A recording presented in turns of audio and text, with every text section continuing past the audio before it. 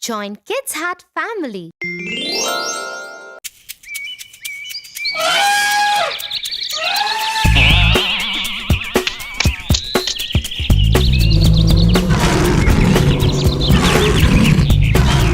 Look, that's a wolf out there. He looks so big and cunning. Yeah, Tofu. Wolves are known to be clever and cunning. My childhood memories with wolves are quite interesting, especially the story of the wolf and the 7 little goats. The wolf and the 7 little goats? Wow! I haven't heard that one. Tell me the story, Tia. The Wolf and the 7 Little Goats. Once upon a time, there lived a mama goat and her 7 little kids. Theirs was a happy little home. All the 7 little kids used to play in the meadows, into the wild with the butterflies and birds singing along. Their days used to go in complete harmony and bliss. Until one day, a big black wolf noticed these little kids playing in the meadow. Ha ha ha! Such an easy treat they are for me. I haven't eaten since ages. I'm sure these would make delicious lamb chops for my dinner tonight. He waited for the moment when the mother goat would leave her kids alone, patiently hiding in the bushes. Children, I'm going to the market to buy bread and cookies for you. I'll be back by evening.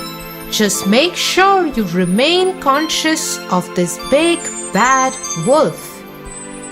But Mommy, how would we know if it's not you? The wretched wolf can easily be recognized with his hoarse voice and black feet. Don't open the door, or else you little ones would get into danger. Don't worry, Mommy. We would take care of ourselves. The mother goat went off to the market and the kids made doubly sure with the locks on the door. After making sure that they are safe in their little home, off they went to play when suddenly there was a knock on the door. Hello, my children. Open the door. Your mother is back. Hearing the voice, the youngest one scampered to the door. Mommy, she's back. In no time, the eldest one ran to catch his little sibling. No, it's not our Mommy. She hasn't got such a rough voice. And then, looking at the door, the eldest kid shouted back saying, Go away, you big bad wolf. Our mother doesn't have such a hoarse voice. Hearing this, the wolf got annoyed and ran to get a box of chalk, as he had heard that this would make his voice as soft as that of a baby. But kids, you shouldn't do this at any cost, as this would only make your tummy ache badly. So off he went and gulped off the whole box of chalk. Knocking on the door again, he said, Hello, kids. Your mother is back. Look what I have got for you. Cookies, breads, and ginger ale. Oh, that sounds like our mother. Should we open the door now? But look down there. Our mother has not got black feet. This is surely the wolf. Go away, you big bad wolf. Our mother has not got black feet, but beautiful white feet. Hearing this, the wolf ran to the miller and jumped into the mountain of white dough. He was all white from head to toe. Running back to the house, he knocked again and said, Kids, Your mother is back. Open the door. That sounds like a mother, and also the feet are white. We should open the door now. Not knowing what danger awaits them, all the kids ran to the door and opened it, but just to see who was standing there. The big bad wolf gave a loud laugh and brushed off his white powder. Hello, kids. Are you ready to become my feast tonight? The kids ran here and there to save their lives. One went inside the kettle, the other in the oven. One looked for a place under the bed, and the other tried saving itself by hiding in the pot. The youngest one was so tiny that he managed to hide himself inside the clock case. The wolf, having no mercy, started taking them out from their hidings. One by one, he rolled them in a ball and gulped them up. Ah, there goes the first one.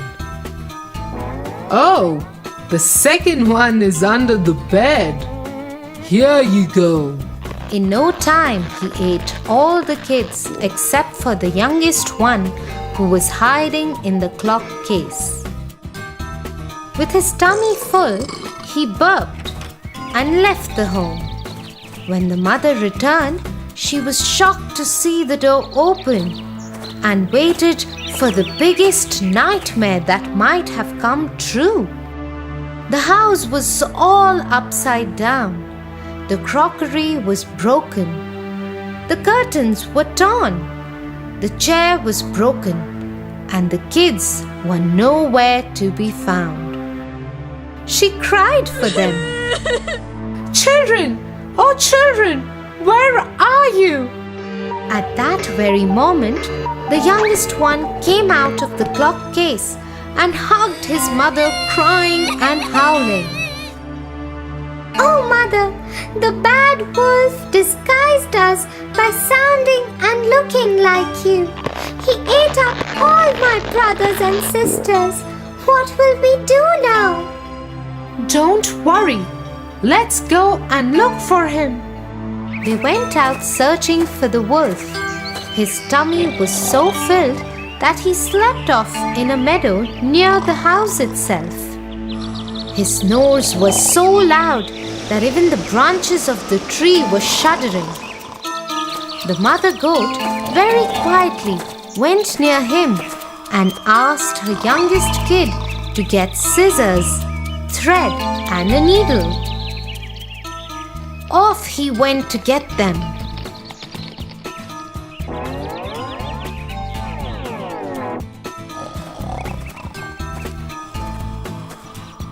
The mother goat very quietly slit open his tummy and took out all her kids from his tummy.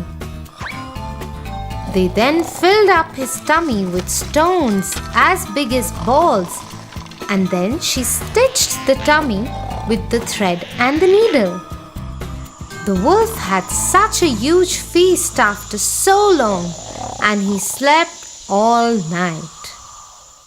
In the morning when he got up, he was so thirsty that he tried running to the well, but his belly was so heavy that he could hardly walk. He picked up his belly and managed to reach the well. But the moment he bent down to drink water, he couldn't handle the weight and fell in the well. The kids were looking at all of this from their window and shouted happily, Mommy, Mommy, the wolf has died. Now we can play freely outside without any fear. And they lived happily ever after. "Now that was one cunning wolf." But Tofu, if you be bad to others, bad happens to you too. Always remember that. Yeah, Tia.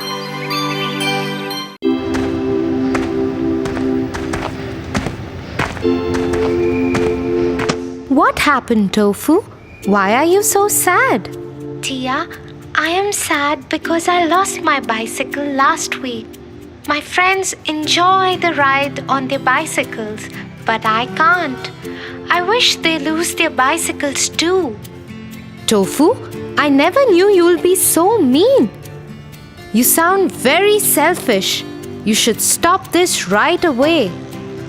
Tia, sorry Tia, but I was really sad.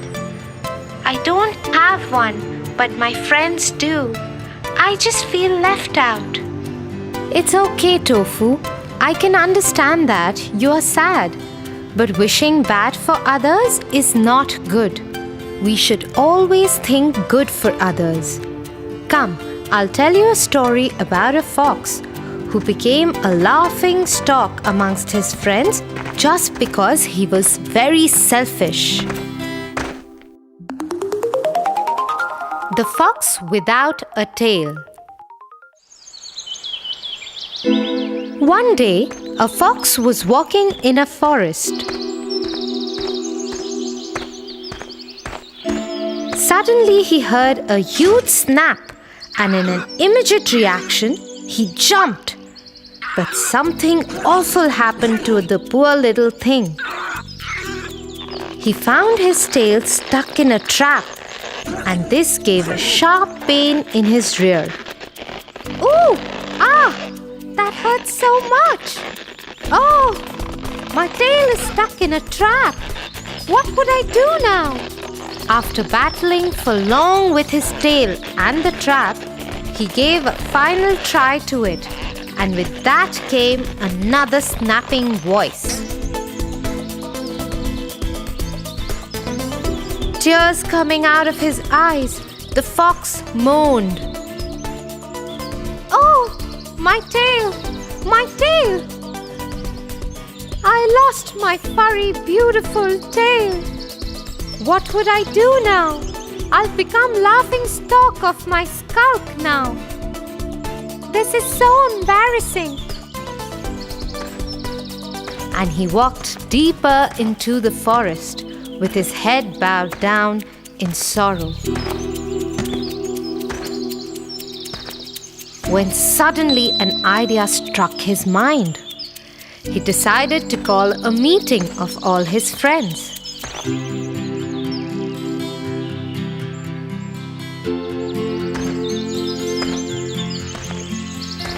Friends, I have gathered you for a reason today.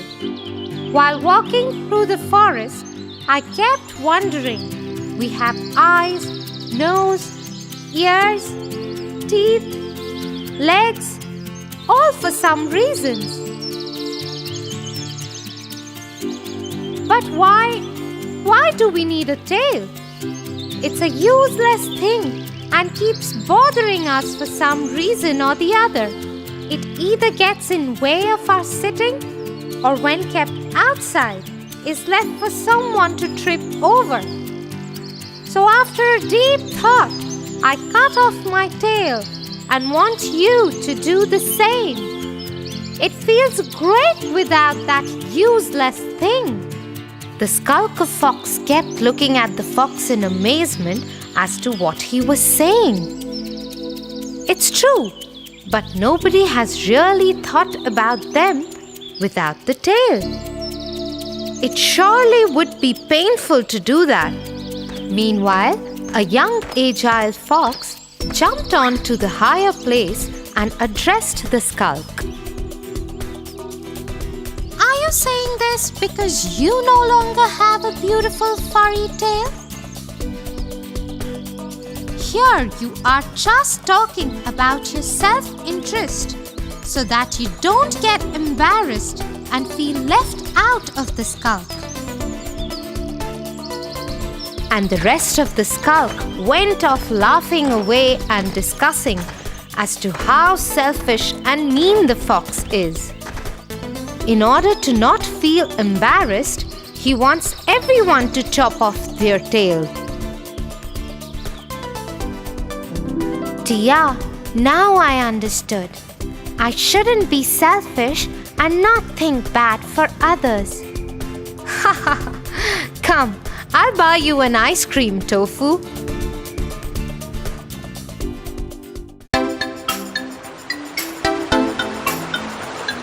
Tia, how important is it to be clever?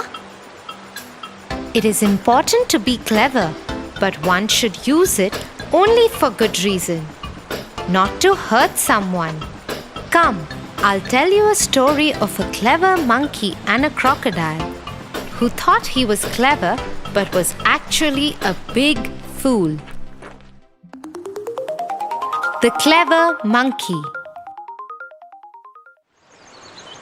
Once upon a time, on a riverside, lived a monkey on a tree. The place was a paradise for him because just hopping on a stone, he used to reach a small island in the middle of the river, which was adorned by choicest and juiciest of fruits. In the vicinity of the island, there lived a crocodile couple. And every day they used to drool at the monkey, hopping in and out of the island.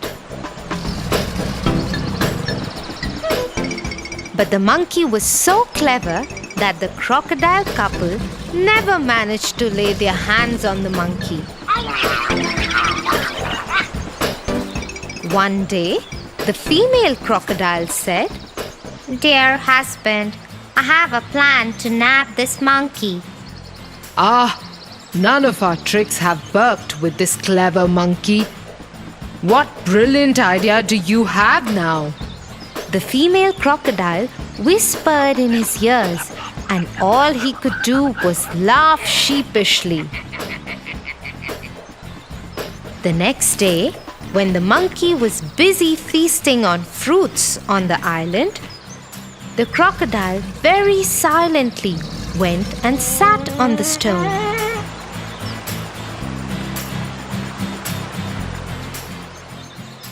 When the monkey was done with eating, he was about to hop onto the stone when suddenly he realized that the stone is looking bigger than usual. He understood that it was a crocodile waiting for him. He called out to the crocodile, "Is that you, Mr. Crocodile?" No, it's not me." And the monkey thought, how dumb could the crocodile get?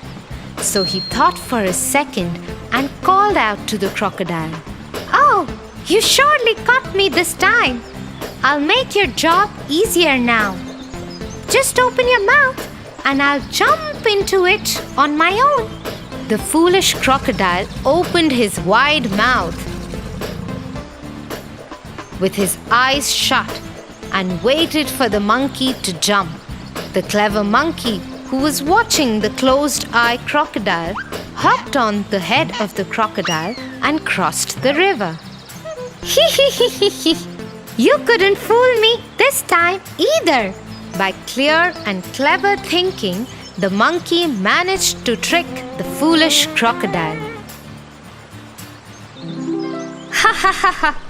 The crocodile was indeed a fool who got tricked by the clever monkey. Yeah, Tofu, and the moral is that we must think before we do anything, like that clever monkey and not like that foolish crocodile.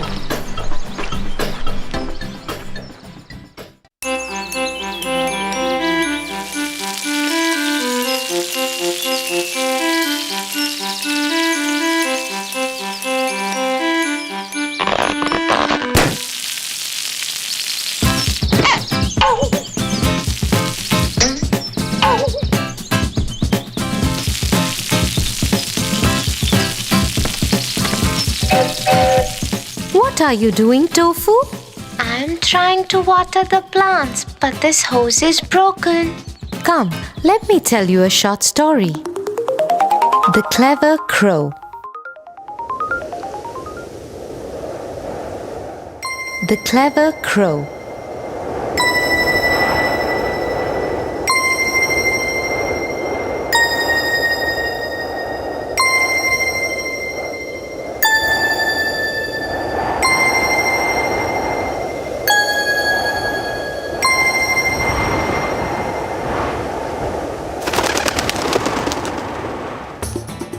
One hot day, a thirsty crow flew all over the fields looking for water.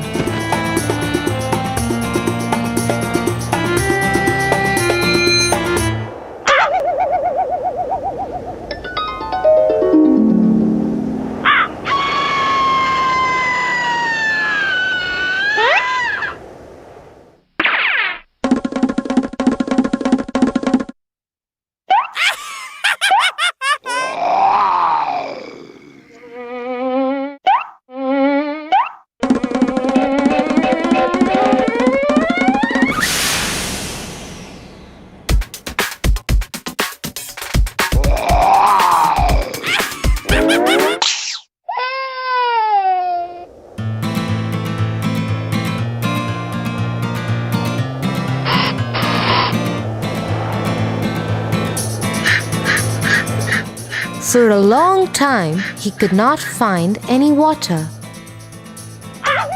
Suddenly, he saw a water jug below the tree. He flew straight down to see if there was any water inside. Yes, he could see some water inside the jug. The crow tried to push his head into the jug. Sadly, he found that the neck of the jug was too narrow. What should I do?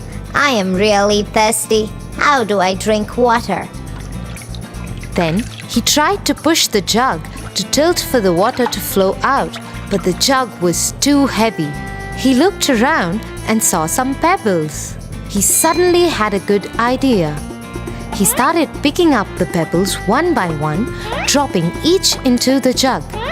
As more and more pebbles filled the jug, the water level kept rising. Soon, it was high enough for the crow to drink. His plan had worked.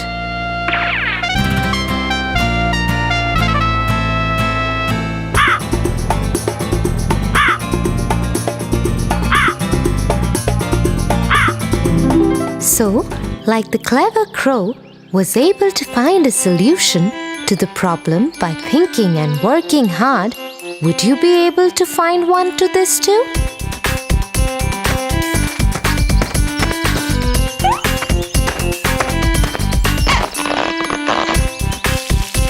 Thanks, Tia.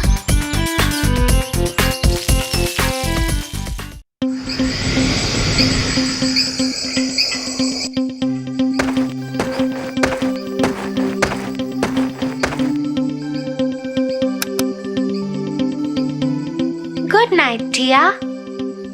Good night, Tofu.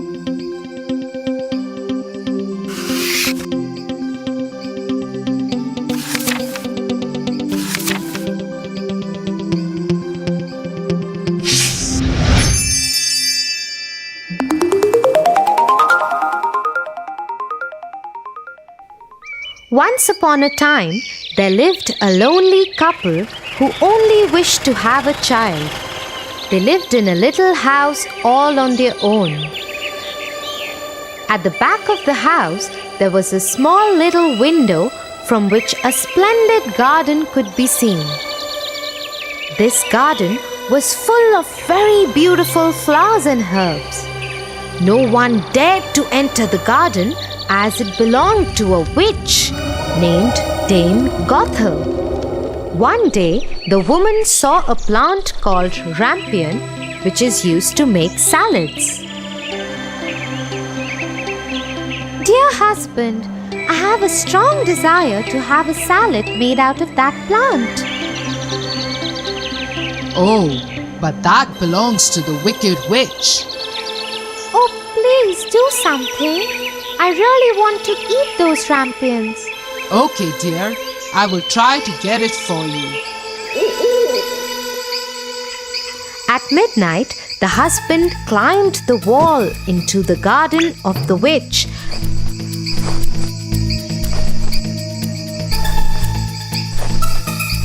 and started taking some rampions. The man took the rampion and his wife made a salad out of it and ate it. But the very same night, there was a knock on the door, and the man knew something was wrong. Ha How dare you, human! Come into my garden and steal my rampions like a thief. You will suffer for it. Oh, please forgive me. My wife saw your rampions from the window and she wanted it so bad that I could not say no to her. Oh, if that's the truth, then I will let you have as many rampions as your wife wants, but only on one condition. What is that condition? You must give me the child which your wife will bring into this world.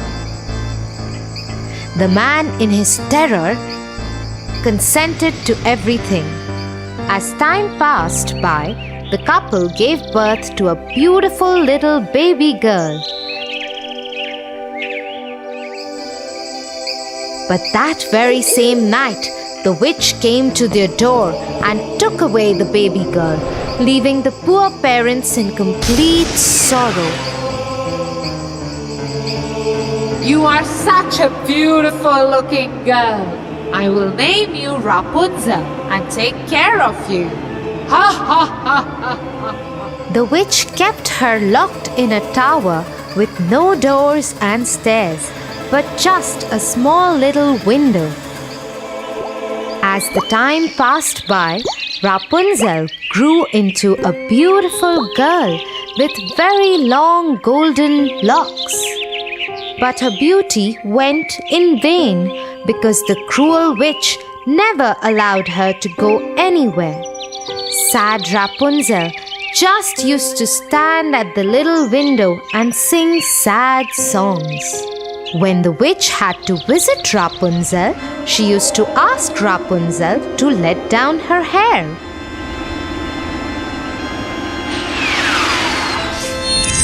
Rapunzel, Rapunzel, let down your hair to me.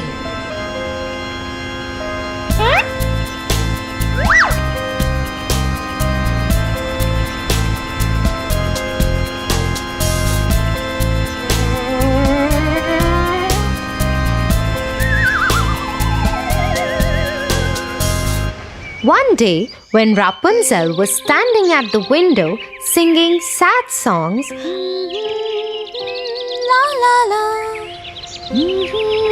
a very handsome prince was passing by. He stopped and looked here and there to see where this beautiful voice was coming from. La la la. Oh, what a beautiful song! Who is singing so beautifully?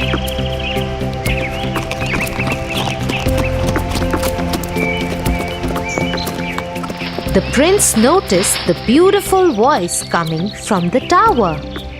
He wanted to climb the tower and looked for the door, but could not find one. He went back home in dismay.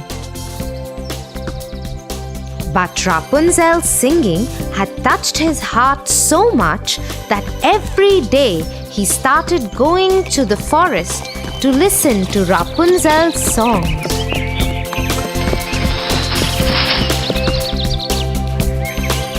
One day, he was standing behind the tree when he saw the witch coming. And he heard what she said. Rapunzel, Rapunzel, let down your hair to me. Then Rapunzel let down her long, beautiful hair.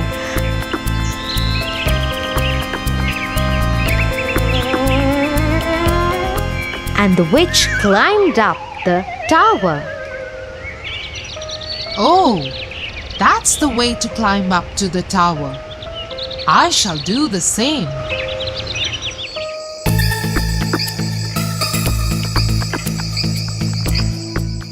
The next day, when it began to grow dark, he went to the tower. Rapunzel, Rapunzel, let your hair down to me. Immediately the hair fell down and the prince climbed up.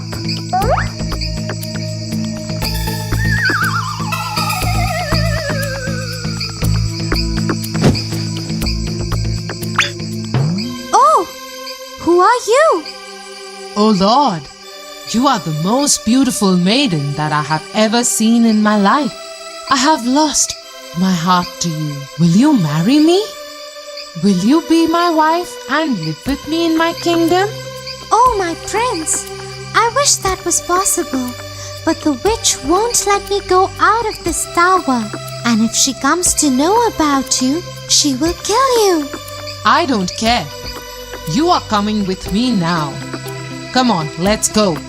Oh, Prince, I am ready to go away with you. But I do not know how to get down. If I let down my hair, then how will I get down? You are right. You have to go now. The witch will come soon. Yes, don't worry, Rapunzel. I will think of something and come back tomorrow. That moment, when the prince was climbing down the tower, the witch saw him. Oh, so he wants to take Rapunzel away. They both will have to pay for this. The witch climbed the tower after asking Rapunzel to let down her hair.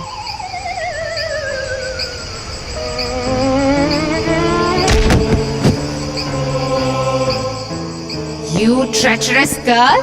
How could you even think of betraying me? You shall pay for this. The witch took a big pair of scissors and chopped off her long, beautiful tresses. Rapunzel was left all alone in the desert by the witch to live in grief and misery. Meanwhile, the prince returned the next evening to take Rapunzel away.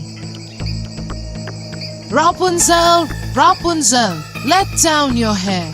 The wicked witch let down the long braid that she had chopped off from Rapunzel's hair, and the prince climbed the tower without knowing what danger was awaiting him. When the prince was about to enter the window, the wicked witch chopped off the braid just to see the prince fall off the tower into the thorny bushes under the tower. The prince started bleeding from his eyes as the thorns blinded him completely. The witch cast a spell on the prince, and he wandered in woods around the world without any sight and survived in poor conditions. Meanwhile, the prince roamed about in misery for 2 years, and finally he got to the desert where Rapunzel was left by the witch.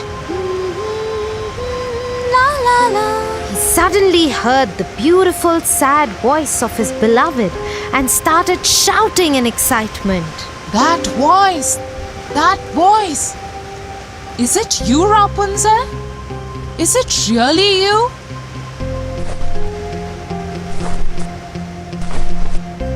He went towards it, and when he approached, Rapunzel said, Oh, Prince, you finally found me. I missed you so much. I am so happy to see you that I can't stop crying. 2 of her tears fell on his eyes, and they grew clear again, and he could see with them as before. I can see again. Oh, my sweet Rapunzel, what have they done to us? Let's go back to my kingdom. He took her to his kingdom. After a year, Rapunzel gave birth to a pretty little baby girl who looked just like her, and they lived happily ever after.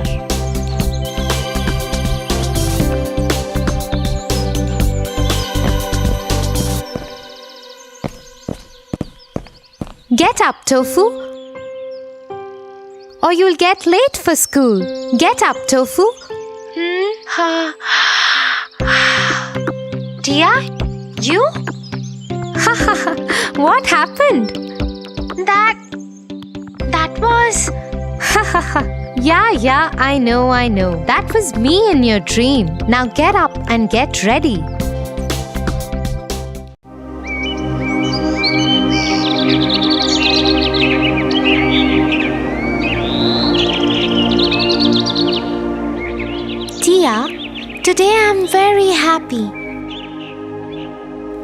met one of my friends who was acting all greedy and selfish in class. So I told him the story of the Pied Piper of Hamelin, and he soon understood the lesson. Really, Tofu? I haven't heard this one. I would love to hear it from you.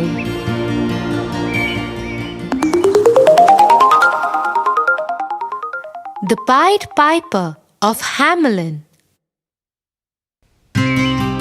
Once upon a time, there was a town named Hamelin. The town was beautiful, bustling with energy and wealth. But no sooner the happiness of the town was ruined by a plague. Plague of rats.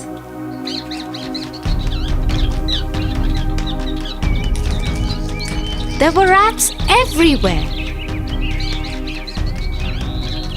So much so that the people of the town didn't even have a place to keep a step without tripping over the rats. There were rats of every size, shape, every age and color. Nothing worked as a remedy. Not even the cats were able to control the plague of rats.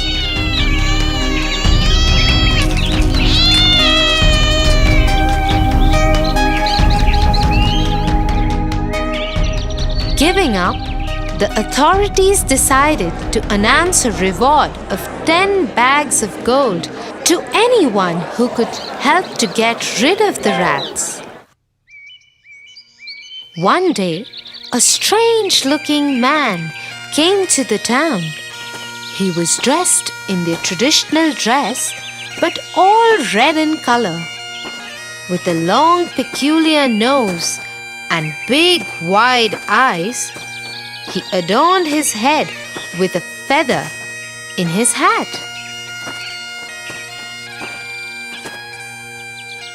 He went to the authorities and said, I have a solution for your problem. I assure you that not a single rat would live in this beautiful town. But I want 10 gold bags that you have promised as prize. The authorities were not very sure of his commitment, but still allowed him to give it a try, as they had no other option. Soon, the strange-looking man took out a Pied Piper from his pocket and started playing a very strange tune. Within no time, all the rats started coming out and following him.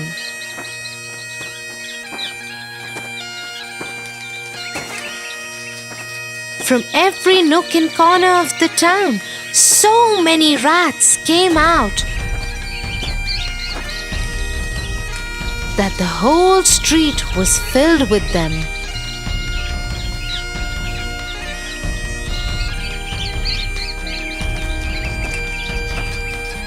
Very strangely, the rats started following the Pied Piper, who was playing the strangest tune ever heard.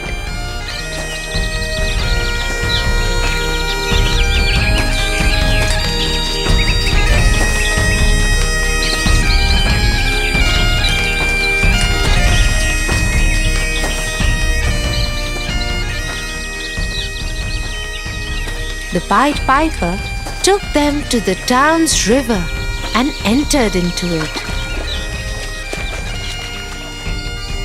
In no time, all the rats, mesmerized by his tune, fell into the river and drowned. There were rejoices in the town, celebrations all over. Soon, the Pied Piper went to the authorities to claim his prize money. But since their work was done and they thought that this plague would never return, they shunned him off and asked him to leave without giving him a single penny. What selfish people are these? I did them a favor, freed them from such a bad epidemic, and all they could care was to be greedy and ungrateful? Now look how I will teach these selfish people a lesson. The Pied Piper took out his pipe once again and started playing another strange tune.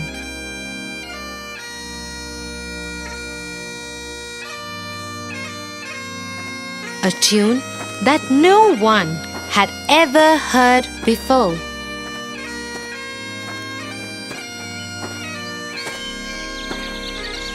In no time, all the children of the town, mesmerized by the music, started following the Pied Piper.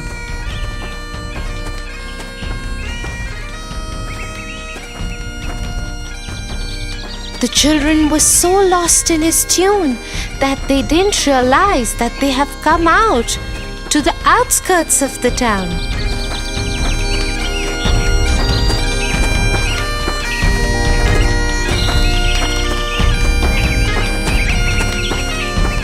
The Pied Piper took them to a cave and let them in. He kept playing the tune till all the children were inside the cave. He then closed the cave with a huge stone. Only 2 kids were left in the entire town. A boy who was hard of hearing and a girl who had hurt her legs so badly that she couldn't keep up the pace with the rest of the kids.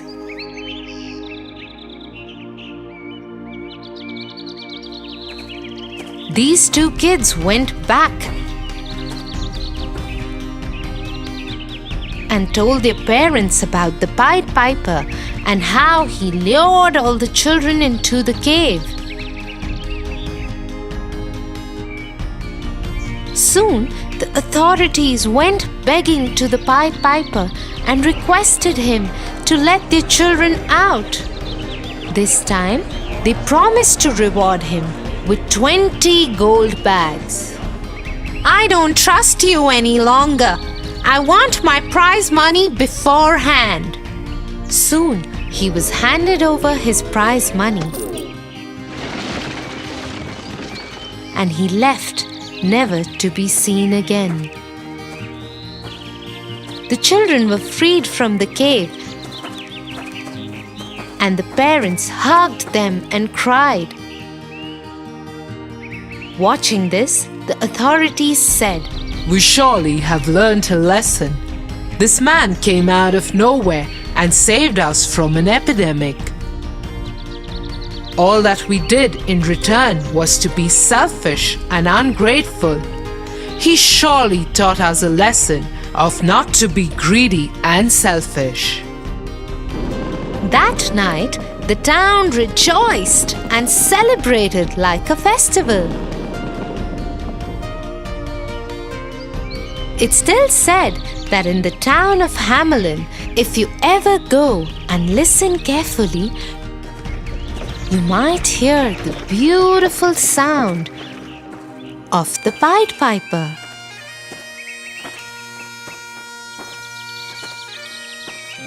Tofu, I'm so proud of you. You must be a little naughty, but you surely are a good boy. Ha ha ha ha ha ha ha ha.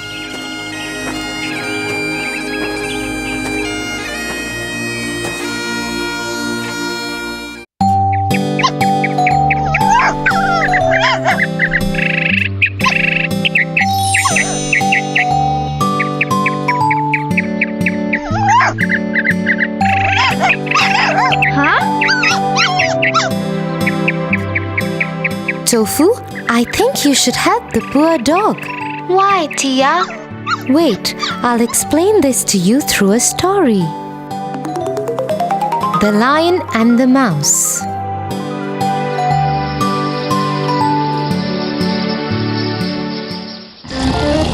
One day, a lion was sleeping in his den. A mouse was also playing nearby. Little Mouse began running up and down upon him. This soon wakened the lion. Angry at the little mouse, the lion caught the mouse and said, "You little mouse, how dare you wake me? I will kill you." The mouse was frightened and prayed to the lion. Pardon, O king. Please do not kill me. I am a little creature. Please let me go, and I will do you a good return one day for sparing my life. The lion was rather amused to hear this, thinking, "What good can he do to me? But let him go."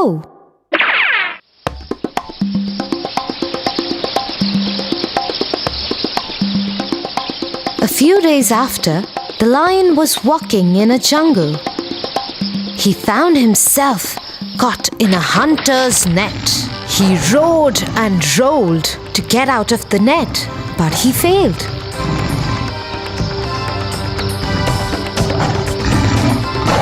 The lion was pleading for help. Help me, help me. The mouse, whose life was saved by the lion, heard the roar and ran to the lion and said, Don't worry, my friend. I will save you. The mouse gathered all his friends and told them, We all have to help my friend and set him free.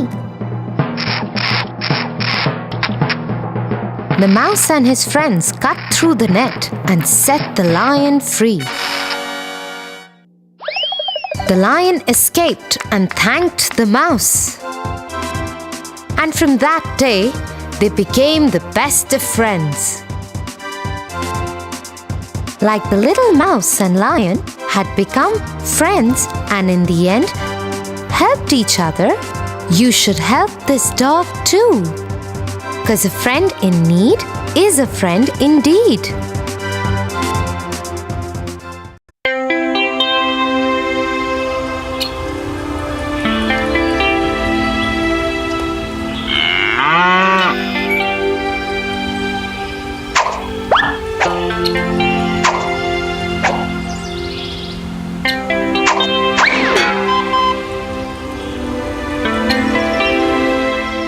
What are you trying to do, Tofu? I am trying to pluck mangoes from this tree, but the effort is going useless. That's because the mangoes are too far away and the stones are too heavy. Then what should I do, Tia? I really want those mangoes. Let me tell you a story. The Three Little Pigs. Once upon a time, there was a mama pig and three little pigs.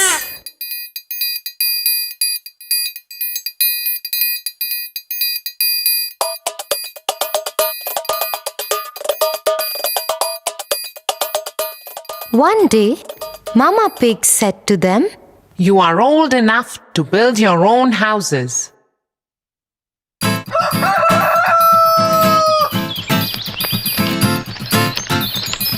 The first pig built a house of straw.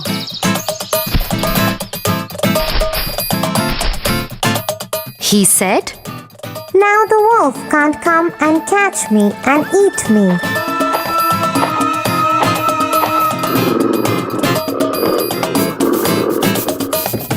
The second pig built his house with sticks, stronger than the first pig's house. He said, Now the wolf can't come and catch me and eat me. The third pig built his house with bricks, stronger than the second pig's house. He said, Now the wolf can't come and catch me and eat me. Next day, the wolf came to the house made of straw. The wolf knocked at the door and said, Little pig, let me come in. I will not let you come in, said the little pig. Then I will huff and puff and blow your house away, said the wolf.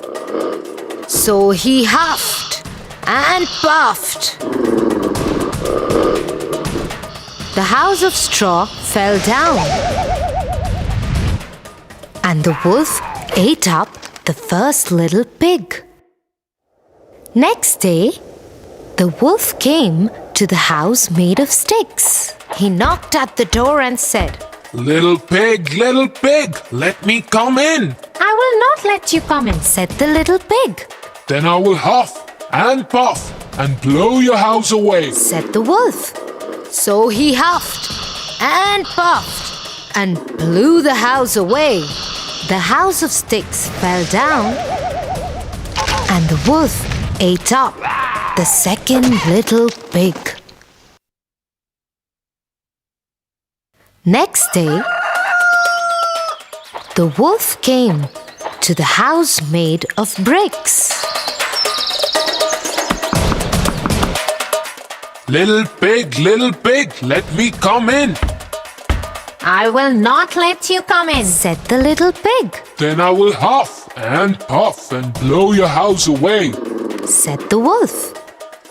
The big bad wolf tried to huff and puff and blow the house down.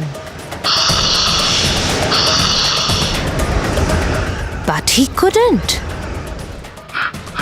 He kept trying for hours, but the house was very strong.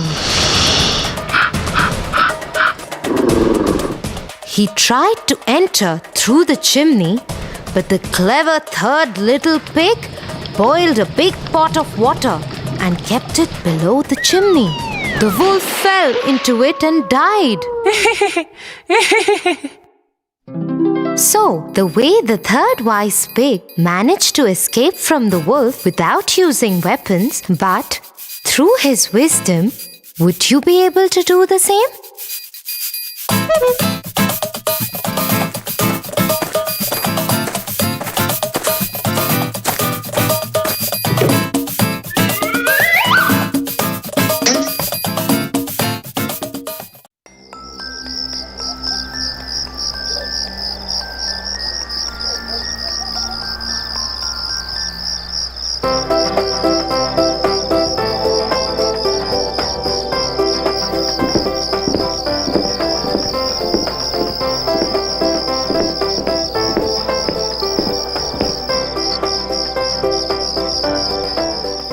Will you help me to do my homework, Tia?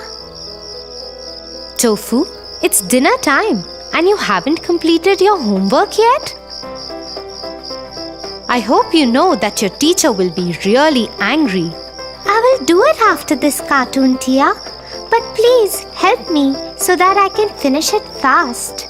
You have been watching TV all day.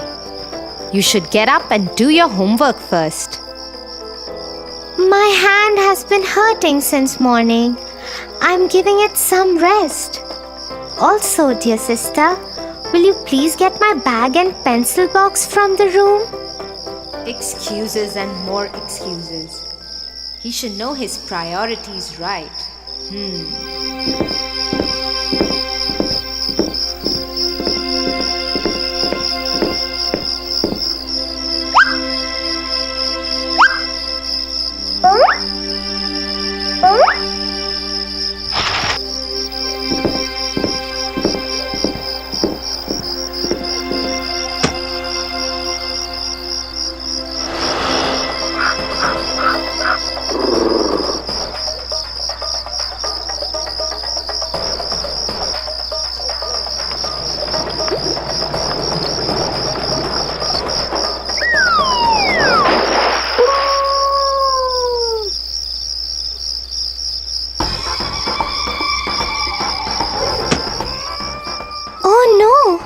Where is my book?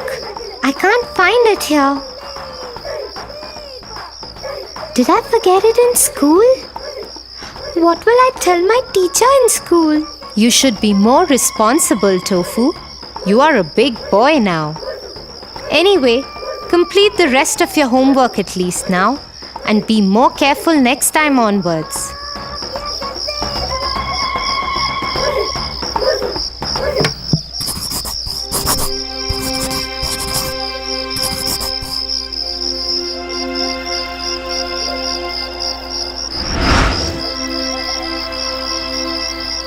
So, Tofu, let me tell you a story.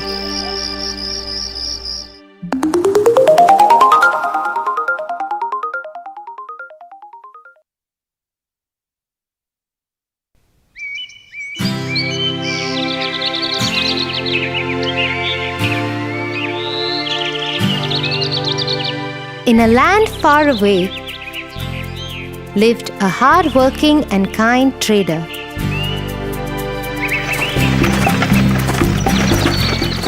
Mostly he traded in salt.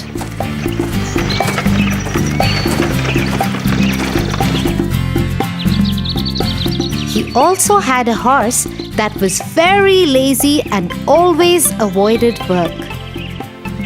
The trader used him to carry sacks of salt from one town to the other.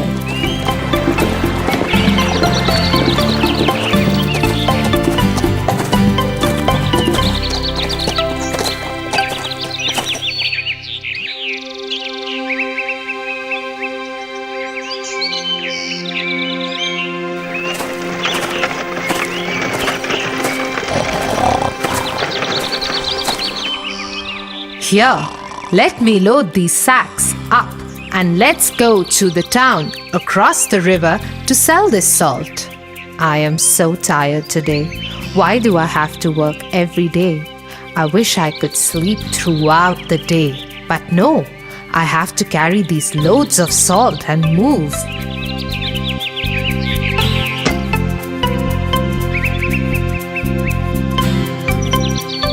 Come on, horse, start walking. Cross that bridge. Until then, I'll pack some food for myself.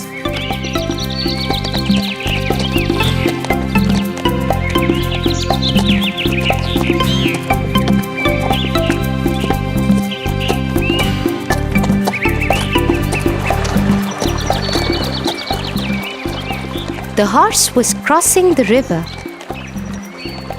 Suddenly, he slipped and fell into the water.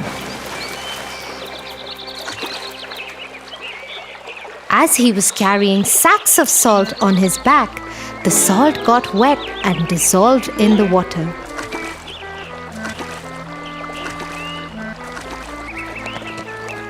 So when the horse got up, the sacks on his back were lighter.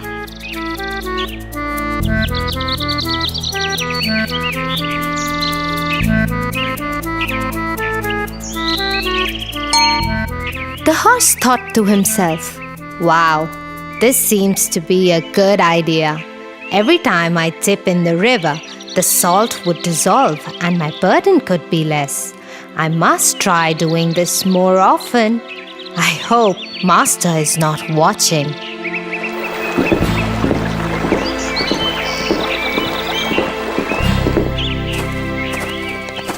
When the master reached the town to sell the salt, it weighed just half of what he loaded. Thinking it might be his miscalculation, he sold whatever salt was left and returned home with his horse.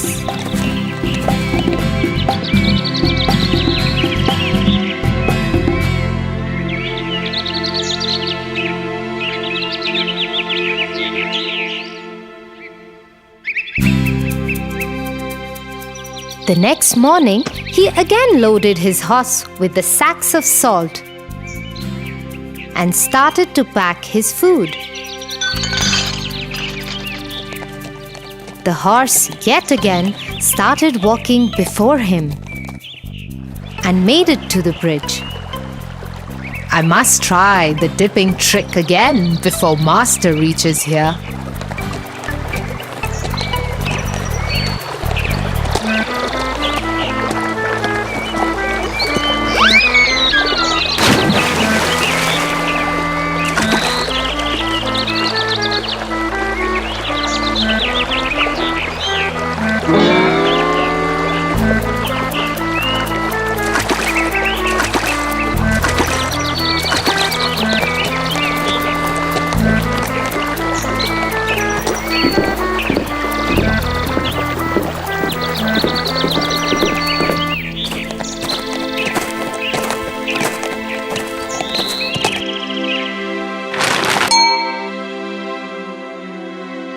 The trader got really confused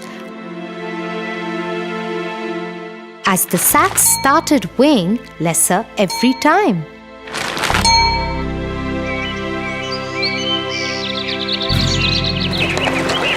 The horse purposely started slipping into the water every day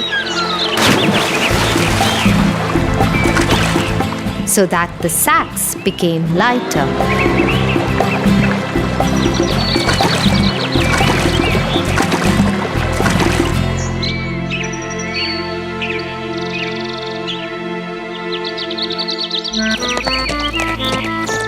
One day, the trader followed the horse.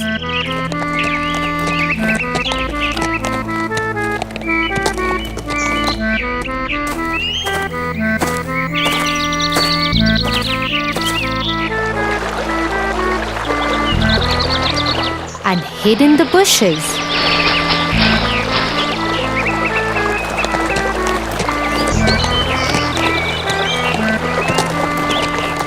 To his surprise, he noticed the horse's new trick.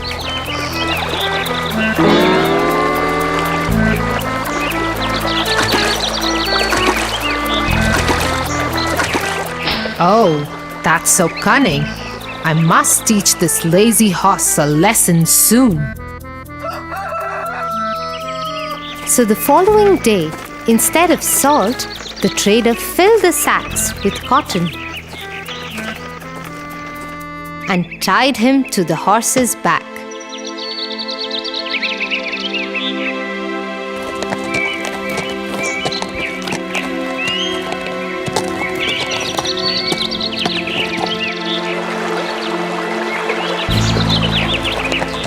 Out of his new habit, the horse purposely fell into the river.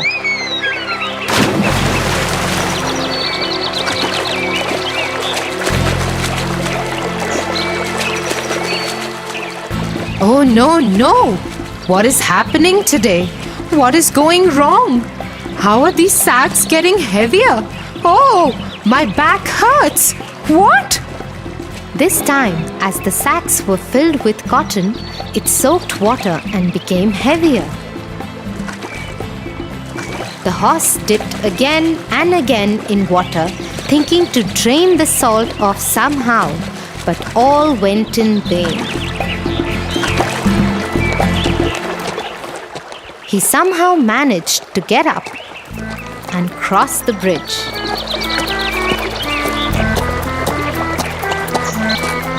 He sat on the ground and panted as the sacks had gotten really, really heavy.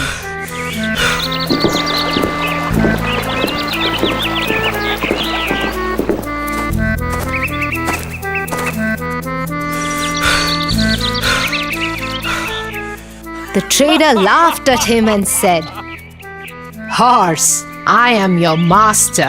This is your work. I work very hard and worship my work. I don't make excuses or find tricks to fool others and avoid work. I must teach you to never repeat this and avoid your work. The horse learned his lesson and never tried to avoid his work again.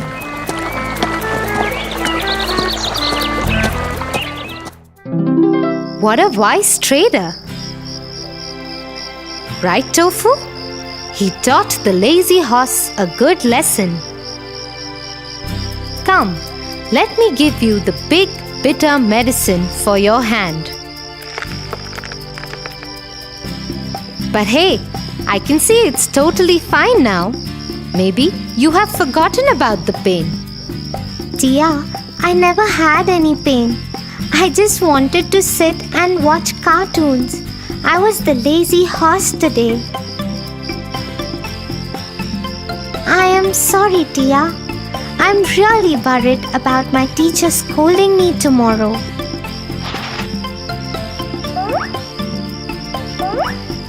Here, take your books, Tofu. I also was the trader today. I just wanted you to learn a lesson. Now you should promise me that you will always do your work, and yes, I will help you with your homework. Oh, thank you, Tia. Please, let's finish my homework quickly. I don't want to be lazy at all. I will always finish all my work before doing anything else. I promise you that.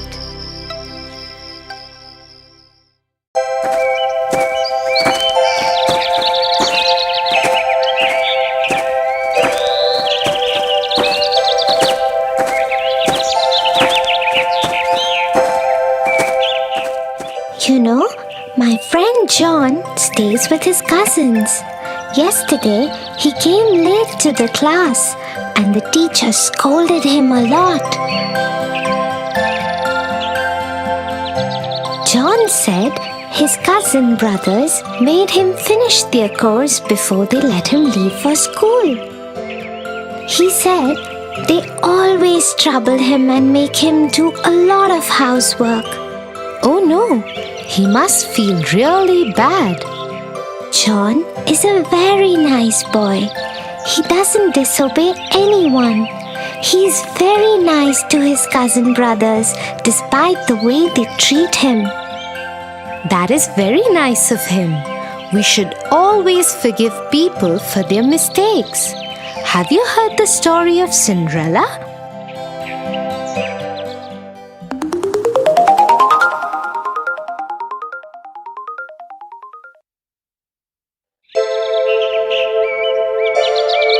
Once upon a time, there lived a young girl called Cinderella. Cinderella's mother had died, and so her father had married another woman who had 2 daughters.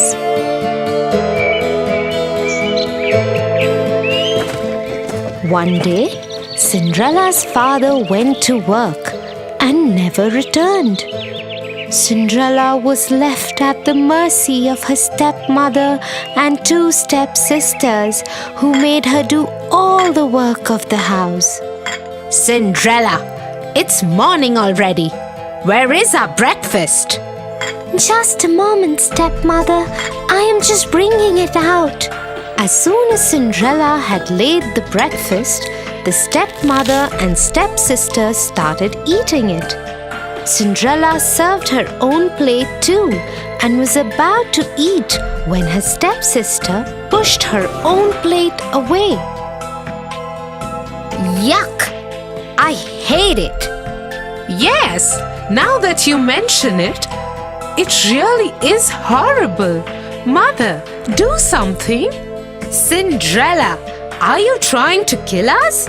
What kind of food is this? But stepmother, I have made it the way I always make it. How dare you argue with me? Go and make new breakfast for us. Don't you dare do anything else till we have had our breakfast. And this is what went on in their house every day. The stepmother and stepsisters troubled Cinderella without any reason. But Cinderella loved them still and never ever complained.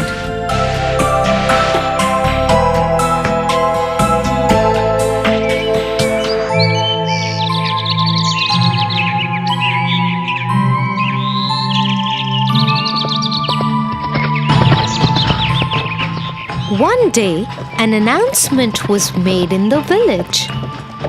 Let everybody know. There will be a royal ball at the palace tomorrow night, and the king's son, Prince Charming, will marry a maiden from amongst the guests. Everybody from the village is invited.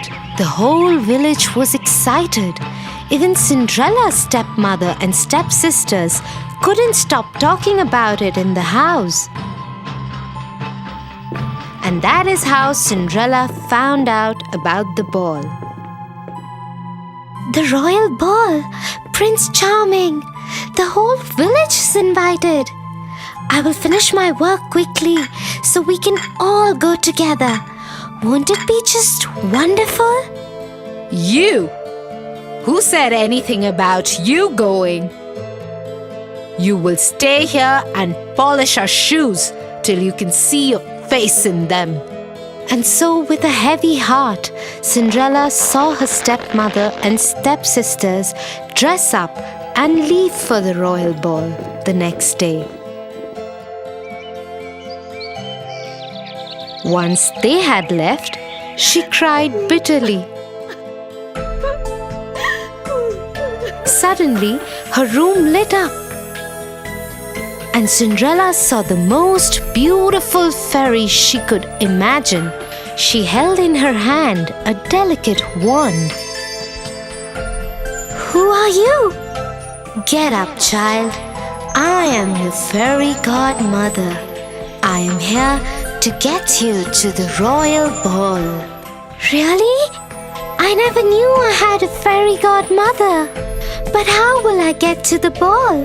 I don't have anything to wear." "You don't worry about that, my child.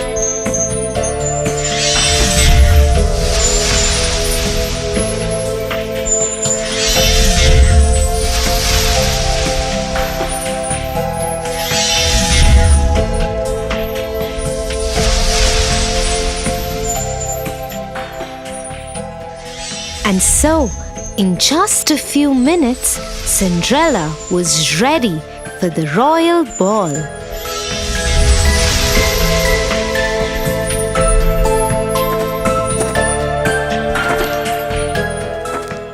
As she thanked her fairy godmother and got aboard the chariot, she received a word of caution from the fairy godmother. "Remember to be back home at 12. Otherwise, the spell will wear off."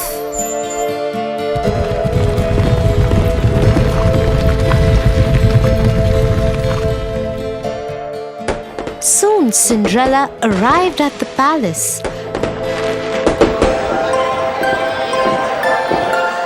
As she entered the great ballroom, everyone turned to look who this beautiful maiden was. Nobody could recognize her.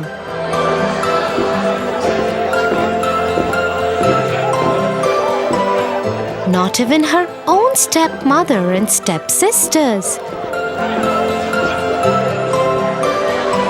Prince Charming walked to her. May I have this dance with you? "Yes, Your Highness." And so Cinderella and Prince Charming danced together throughout the evening.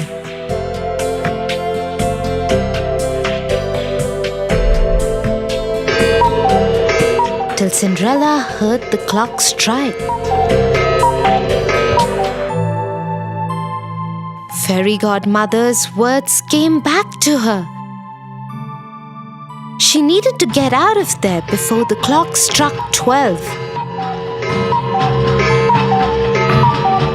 Without saying a word, she tore away from the prince's grasp and ran out of the palace. The prince ran after her. "Wait, wait! What is wrong? Why are you running? I don't even know your name." But Cinderella dared not wait or even look back. Her beautiful gown was already turning into rags again. Her hair was coming loose from the perfect bun that the fairy godmother had made for her. She didn't even stop when one of the glass slippers came off her foot and fell in the palace driveway.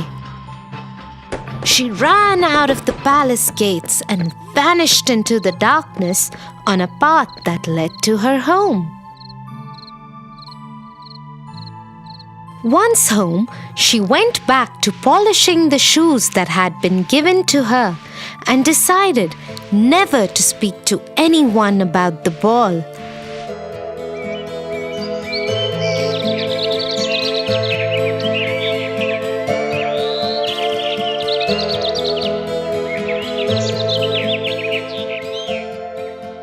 A few days later, two men from the palace showed up at their door. The lady that Prince Charming fell in love with left behind her glass slipper at the royal ball.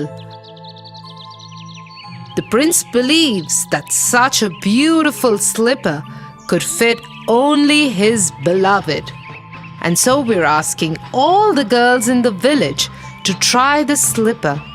The one whom it fits would be the one the prince will marry. If you have any girls in the house, please ask them to try the slipper. Oh, yes, yes. I am sure it was one of my daughters. The slipper would fit one of them. And so both the stepsisters tried to fit their foot into the slipper one by one. They pushed and pushed, but couldn't get their foot in. Looks like it wasn't your daughters after all. Is there any other young lady in the house? No, there isn't. You can leave. As the king's men made ready to leave, suddenly the door of the house was thrown open. And Prince Charming himself stood there. Who is this beautiful girl in the upstairs window? Madam, you have lied to us. I demand that the girl be called forth and try the slipper. Yes, but she is only a servant girl. Nevertheless, Cinderella, come down here at once. Yes, stepmother. The moment Prince Charming saw Cinderella, he knew he had found his beloved. He took the slipper from the king's man and slipped it onto her foot himself. The slipper fit perfectly in a moment. Cinderella was once again transformed into the beautiful maiden from the night of the ball. Prince Charming took her to the palace with him.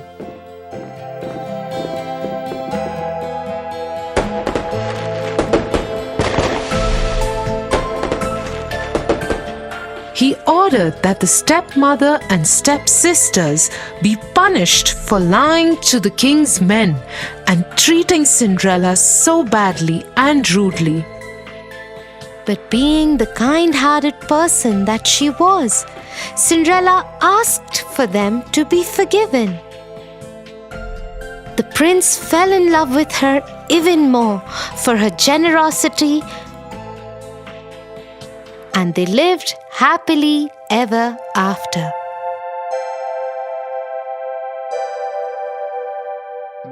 Wow, Tia, how wonderful is it to forgive people? Thank you for telling me this story. I will tell it to John too. I'm sure he will like it. Okay, shall we go home now? I think it's getting late.